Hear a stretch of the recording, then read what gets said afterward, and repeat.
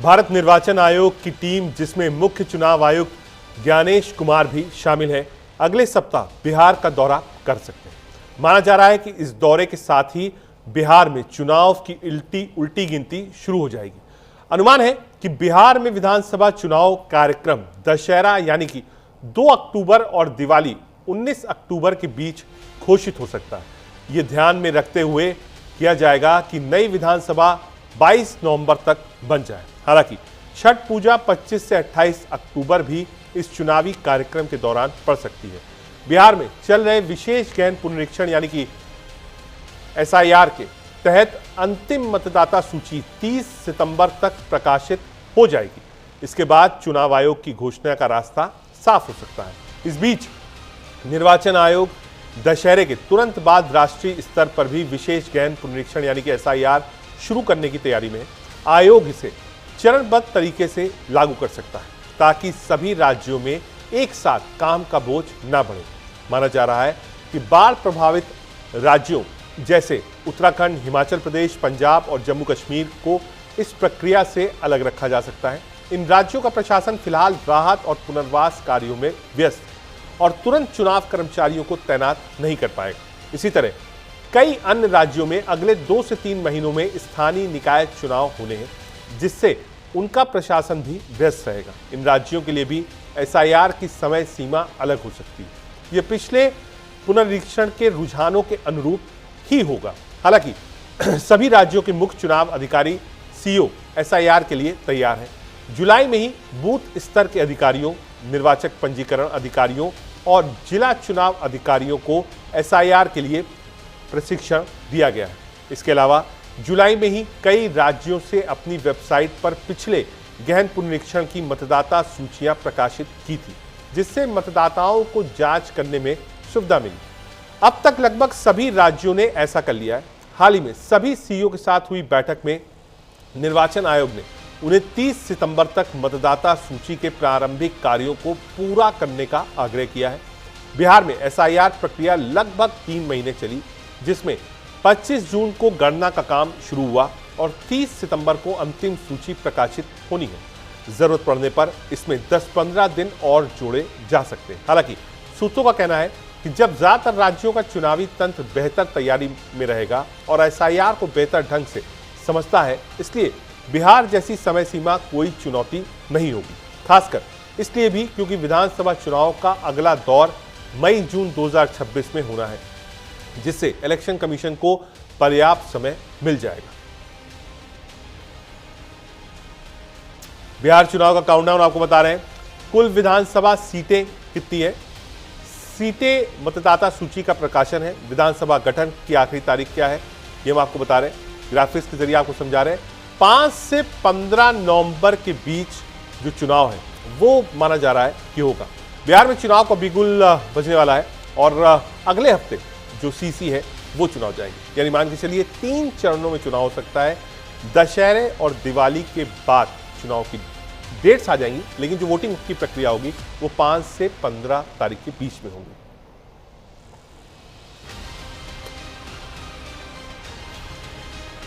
क्या कुछ कहा राजीव रंजन ने ऑन द जॉब वर्क? देखिए, एक बात बिल्कुल साफ है, मिलकर लड़ेंगे तब भी बुरी तरह हारेंगे, और अगर अलग अलग लड़े जिसकी आशंकाएं ज़्यादा हैं तो ये समाप्त हो जाएंगे। जनता ने मन बना लिया है। 225 सीटें बिहार के मुख्यमंत्री नीतीश कुमार जी के नेतृत्व में NDA को वो देने जा रही है और एक बार फिर NDA की सरकार नीतीश कुमार जी के नेतृत्व में बनने जा रही है।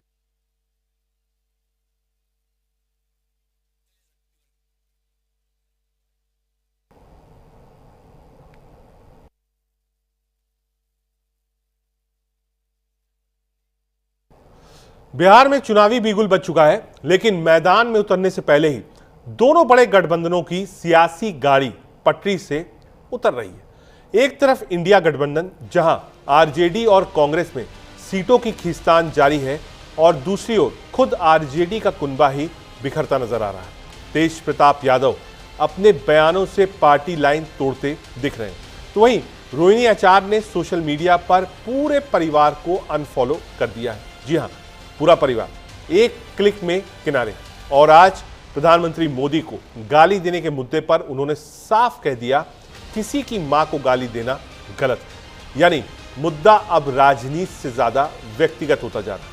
अब ये राजनीति है या कोई हाई वोल्टेज फैमिली ड्रामा, फैसला जनता करेगी। लेकिन ठहरिए, बात सिर्फ इंडिया गठबंधन तक सीमित नहीं है। उधर एनडीए का हाल भी कुछ खास नहीं है।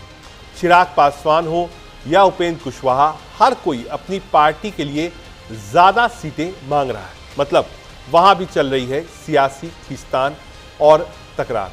गठबंधन हो या परिवार, हर ओर चल रहा है कुर्सी के लिए संघर्ष। अब सवाल यह है, क्या ये बगावत किसी बदलाव की ओर इशारा है या फिर ये सब मिलकर चुनावी गणित का गेम बिगाड़ देंगे? बिहार की जनता सब देख रही है। नेताओं की चालें, पार्टियों की चालबाजियां और परिवार के भीतर की दरारें। बिहार का रण अब सिर्फ सियासी नहीं, पर्सनल होता जा रहा है, जहां हर बयान बन सकता है तूफान और हर रिश्ते पर है सियासत का सवाल।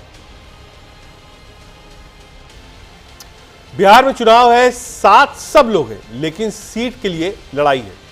सीट शेयरिंग पर कांग्रेस आरजेडी में टकराव क्यों है? सीटों की संख्या पर दोनों पार्टियों में सहमति नहीं बनी है। आरजेडी खुद को गठबंधन में बड़ा दल मानती है, कांग्रेस को मिल रही सीटें कम लग रही हैं। दोनों दल अपने पुराने प्रदर्शन के आधार पर दावा कर रहे हैं। बातचीत के कई दौर बेनतीजा अब तक रहे हैं। क्या कुछ काम है, तुम्हें सुनाते हैं।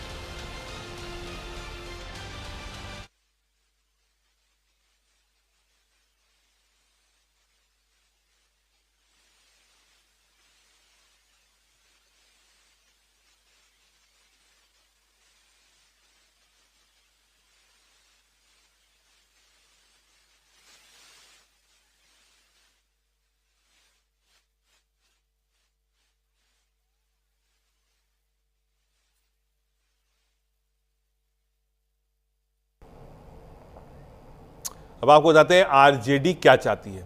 आरजेडी चाहती है गठबंधन में बड़ा भाई की भूमिका रहे। बिहार में वो बड़ी पार्टी है, उसको लगता है शेयर ज्यादा मिले। बड़ी भाई की भूमिका चाहती है, ज्यादा सीटों पर चुनाव लड़ना चाहती है, मजबूत क्षेत्रों में अपनी पार्टी के उम्मीदवार चाहती है।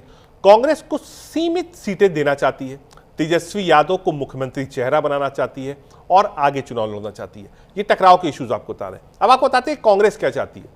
कांग्रेस, मैं एक बार पीसीआर से कहूंगा, एक बार जो कांग्रेस और आरजेडी की प्लेट है उसको स्क्रीन पर रखिए, इसके बाद हम आएंगे कि एनडीए में बवाल क्या है।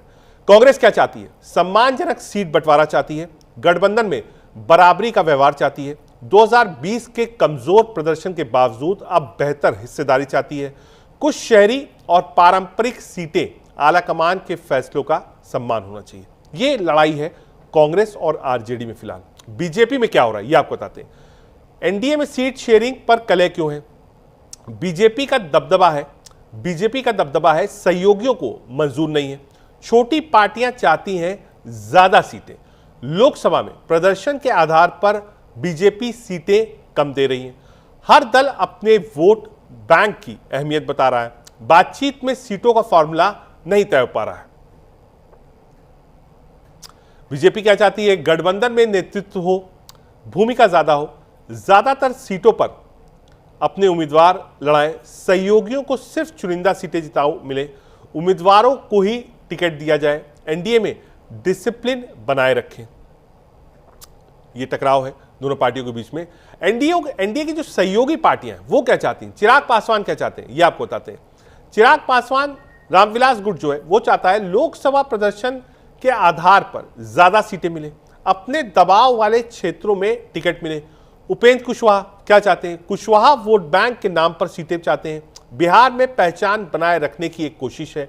हम की बात करें मांझी साहब की, वो क्या कह रहे हैं? और अन्य छोटे दल सम्मानजनक सीटें और पहचान, बीजेपी से बराबरी का बर्ताव चाहते हैं कि अगर सेंटर में आप हैं तो यहां जो सम्मान हमको मिलना चाहिए वो मिलना चाहिए। आगे बढ़ते हैं और बिहार के रण में अब प्रियंका गांधी भी उतरने वाली हैं।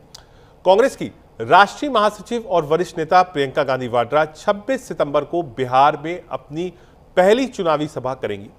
ये सभा मोतिहारी में आयोजित की जाएगी। प्रियंका गांधी के इस दौरे को पार्टी की बिहार में चुनावी रणनीति के लिहाज से अहम माना जा रहा है। पटना के सदाकांत आश्रम में भी उनका कार्यक्रम तय है, जहां वो महिलाओं से सीधे बातचीत करेंगी। कांग्रेस से आधिकारिक रूप से मिली जानकारी के अनुसार 26 सितंबर को दोपहर करीब 1 बजे मोतिहारी के गांधी मैदान में प्रियंका गांधी की पहली चुनावी सभा होगी। वो दोपहर करीब 12:30 बजे मोतिहारी पहुंचेंगी। इसके पहले प्रियंका गांधी राहुल की वोटर अधिकार यात्रा में शामिल होने बिहार आई थी। बिहार विधानसभा चुनाव के पहले उनकी ये पहली सभा है जो बिहार में होगी। मोतिहारी के साथ वो पटना भी आएंगी और कांग्रेस मुख्यालय सदाकांत आश्रम में महिला संवाद करेंगी।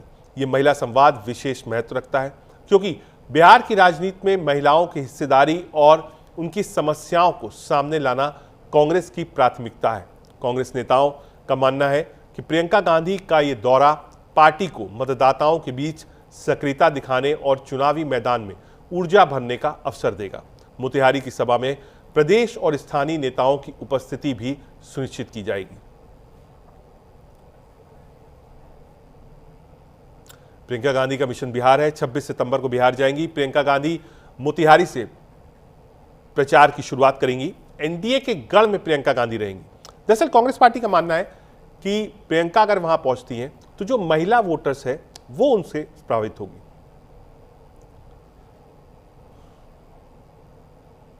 आगे बढ़ते हैं।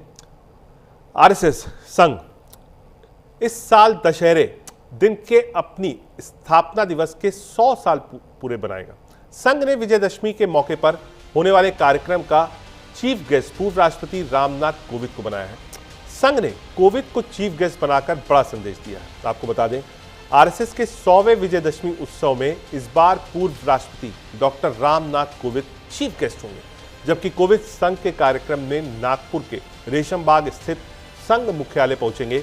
यहां अपने आप में ऐतिहासिक क्षण होगा, क्योंकि वो न सिर्फ बीजेपी से राष्ट्रपति बनने वाले पहले व्यक्ति हैं, बल्कि संघ के इस कार्यक्रम में हिस्सा लेने वाले दूसरे उपराष्ट्रपति। इसके पहले प्रणब मुखर्जी भी गए थे। संघ ने डॉक्टर रामनाथ कोविंद का चयन करके बहुत बड़ा संदेश देने की कोशिश की है। दलित वर्ग से आने वाले रामनाथ कोविंद का संघ से जुड़ाव बहुत पहले से रहा है। कानपुर और बिठूर में जब वो रहते थे तब संघ से जुड़े हुए थे। लगातार संघ के लिए उन्होंने काम किया। उसके बाद वो बीजेपी में आए थे, लेकिन बीजेपी में आने के बाद उन्होंने अपना पैतृक घर संघ को डोनेट कर दिया था। संघ के शताब्दी वर्ष के सेलिब्रेशन कार्यक्रम पर देश भर की नजरें टिकी हुई हैं। रामनाथ कोविंद पिछले कुछ सालों में संघ के कार्यक्रम में जाने वाले पहले बड़े दलित चेहरे के रूप में होंगे। 17 में संघ ने दलित समुदाय से आने वाले छत्तीसगढ़ के बड़े संत निर्मल दास जी को भी चीफ गेस्ट बनाया था, लेकिन दिल्ली एयरपोर्ट पर तबीयत बिगड़ने से वो कार्यक्रम नहीं पहुंच पाए थे। आपको बता दें, देश के 13वें राष्ट्रपति रहे प्रणब मुखर्जी ने भी आरएसएस के संघ मुख्यालय का दौरा किया था, लेकिन वो विजयदशमी उत्सव के चीफ गेस्ट नहीं बने थे। राष्ट्रपति का कार्यकाल पूरा करने के बाद 2018 में प्रणब मुखर्जी तृतीय वर्ष संघ शिक्षा वर्ग की पासिंग आउट परेड में पहुंचे थे। मुखर्जी के संघ के कार्यक्रम में जाने पर काफी सियासत हुई थी। क्या कुछ कहा आरएसएस ने इस पूरे कार्यक्रम बारे में, सुनाते हैं।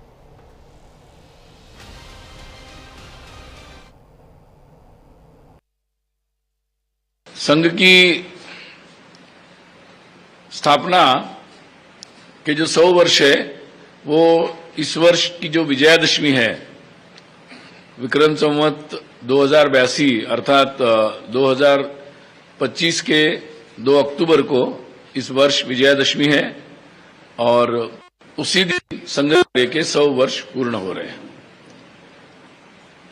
संघ के स्वयंसेवकों ने जो सोचा है उसके अनुसार इस विजयादशमी से अगले विजयादशमी तक, यानी 2 अक्टूबर 2025 से अगली आगामी विजयादशमी 2026 तक ये शताब्दी वर्ष रहेगा। और इस दृष्टि से देखा जाए तो ये नागपुर में इस बार जो विजयादशमी का उत्सव होगा वो शताब्दी वर्ष के कार्यक्रमों का प्रारंभ होगा। आगे बढ़ते हैं। भारत के रक्षा मंत्री राजनाथ सिंह 2 दिनों के लिए